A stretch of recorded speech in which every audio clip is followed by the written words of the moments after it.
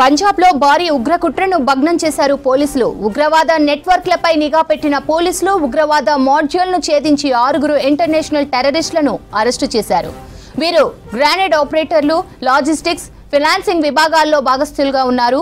Portugal నుంచి terror హ్యాండ్లర్ల సూచనలకు అనుగుణంగా పనిచేస్తున్నట్లు తెలిసింది. వీరు 2 రోజుల క్రితం బాటాలాలో గ్రానైట్ దాడికి ప్రయత్నించారని తేల్చారు పోలీసులు. వారిని పట్టుకునే క్రమంలో ఓ వ్యక్తి తమపై కాల్పులు జరిపాడని తెలిపారు. అతని నుంచి 30 బోర్ పిస్టల్స్ ను స్వాధీనం చేసుకున్నట్లు ప్రకటించారు.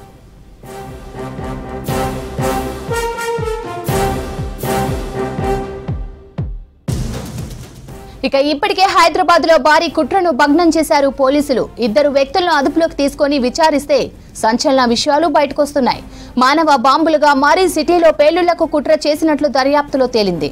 ఇటు పంజాబ్ లో ఉగ్ర కుట్రలను భగ్నం చేయడంతో కేంద్రం అలర్ట్ అయింది.